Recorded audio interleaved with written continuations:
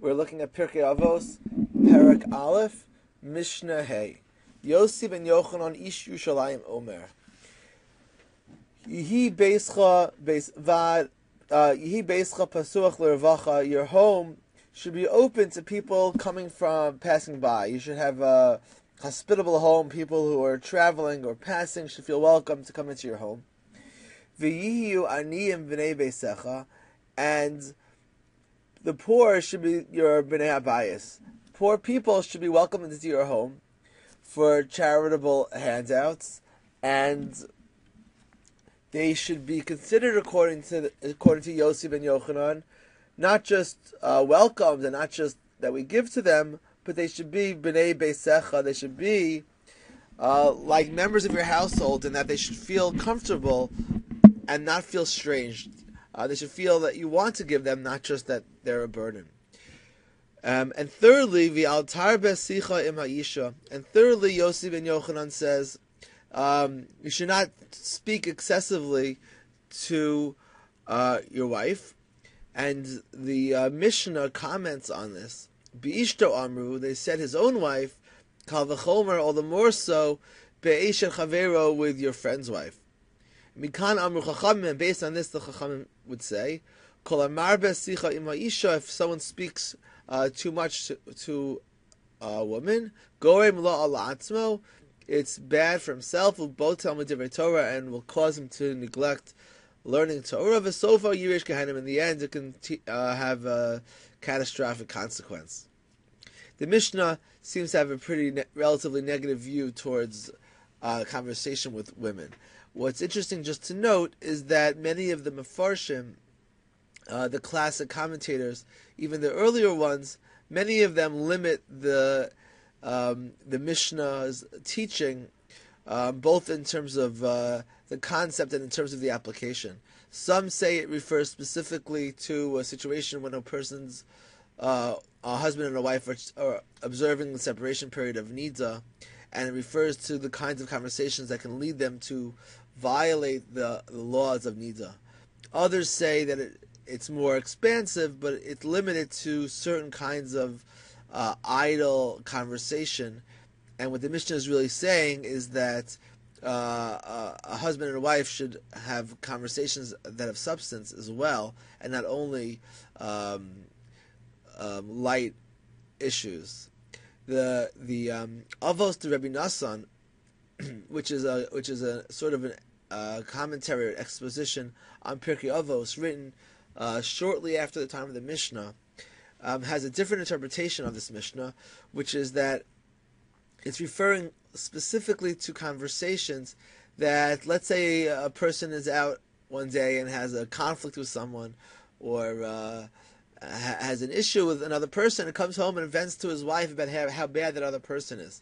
So this is what the Mishnah is saying, that you should not do excessively at home, because ultimately it's a source of Lashon Hara, that it will lose, a person will lose the respect of his wife and of his friends if he will speak negatively about others, even in the comforts of your own home, in the comforts of a marital relationship, where maybe otherwise a person would feel comfortable and looser to say things that are not necessarily appropriate.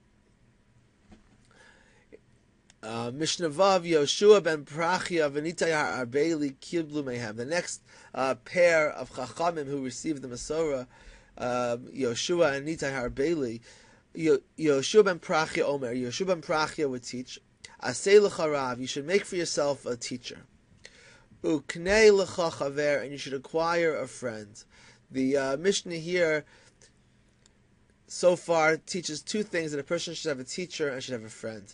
And it's obvious that there's a contrast in the language, that when it comes to the Rav, when it comes to the teacher, it is asay, and when it comes to the friend, it's knei. In other words, acquire. Why the language of knei in the case of chaver and asay in the case of Rav? So I think that the language of knei, which is sort of like to acquire, represents, but it's used not only for objects, for people as well, because the word knei refers to the idea that when you buy something, there's a two-way relationship, that a person gives and a person receives. One gives one thing, one gives the other, and they both receive.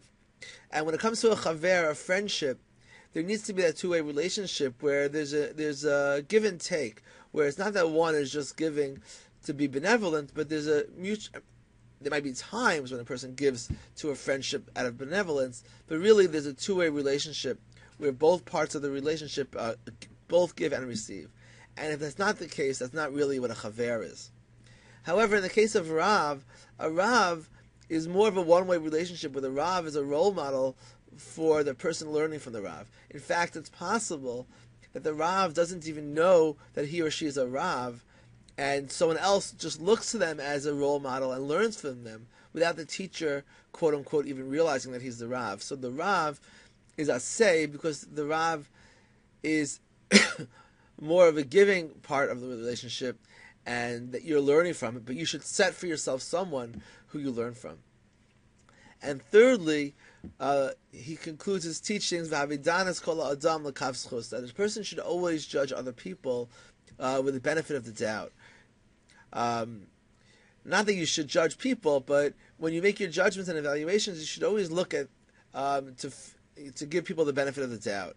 And here I think that this third teaching is related to both of the previous teachings, that the best way to be able to have a Rav and have a Chaver is to judge them favorably, because if you don't, you'll find fault with everybody. Mishna Zayin. Nitai ha'arbeli omer, harcheik mishachin ra. A person should distance himself from having an evil neighbor. V'al titchaber la rasha, and he shouldn't connect himself to an evil person, to a rasha. Here it's interesting that this follows the teaching of his friend that we should judge everyone favorably. Here Nitai Arbeli says, well, I guess when you know that they're Ra or Rasha, you should distance yourself from them. But I think actually, on a different level, Nitai Arbeli is saying not to judge people as Ra or as Rasha, but if a person relates to you in a way where the Ra comes out or the Rasha comes out, even though without judging them why they're acting that way, you need to think about the impact they have on you. And if a person has a friend and that friend always brings out the worst in you because they're always engaging a part that's a challenge, then you shouldn't connect yourself to them. It's really more about connecting yourself with people who bring out the best in yourself and not who bring out the worst. And people who relate to you as Ra or Rasha should be distanced from. And his third teaching is a person shouldn't give up hope because of the retribution, because of punishments. Here there could be two ways of reading the Mishnah. One is don't give up, that there's so much punishment that you're worried about them. Don't give up. Don't worry. There's hope. You could avoid them. You can improve yourself. It won't be as bad as you think. And then the opposite interpretation is don't give up hope on the lack of justice in the world, because there will be puranus ultimately that will give a judgment and a fair judgment to everyone in the world. Mishna Ches. Yehuda ben Tibai v'Shimon ben Shetach kiblu mehem. Yehuda ben Tabai Omer. Al ta'as atzmecha ka'orchei hadayanim. If you're a judge, don't act like a lawyer.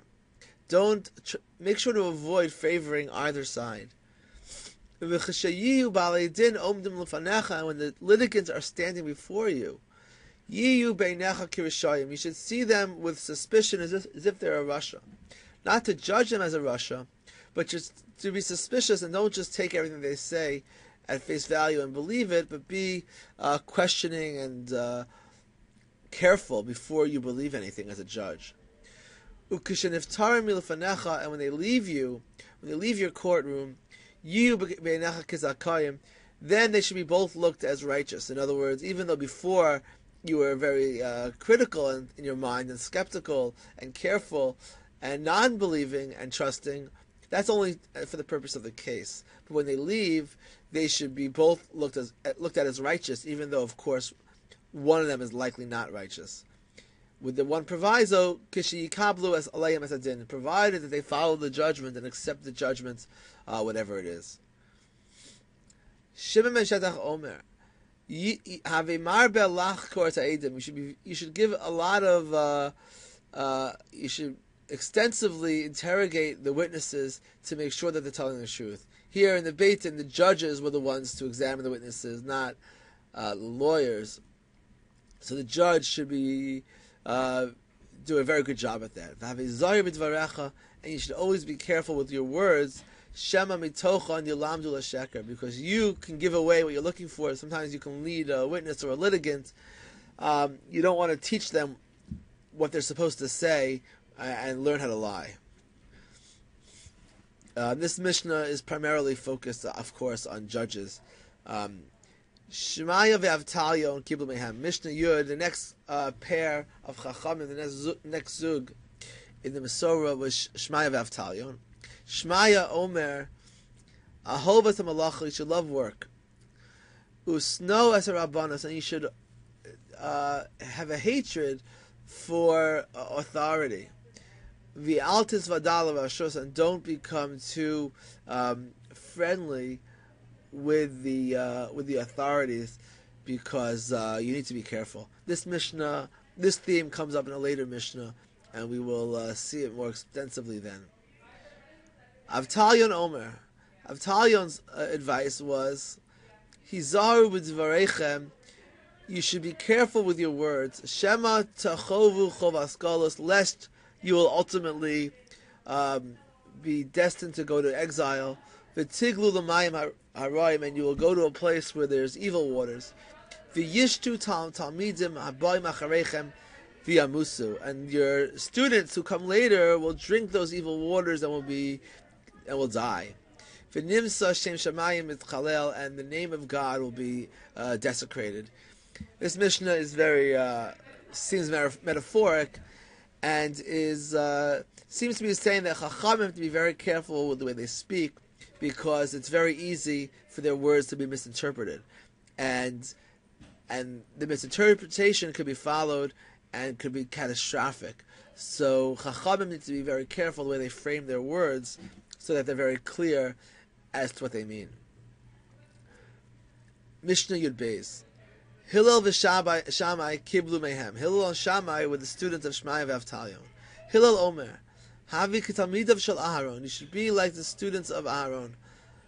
Ohev shalom v'rodeh shalom. You should love peace. You should pursue peace. You should always try to help people resolve their conflicts, like Aaron used to do. Ohev as abrios. You should love people umekarv on the Torah and bring them close to Torah. Here, I think this expression is very telling or specific. If you will love people and show your love to people, then mekarv on the Torah, that will bring them close to Torah.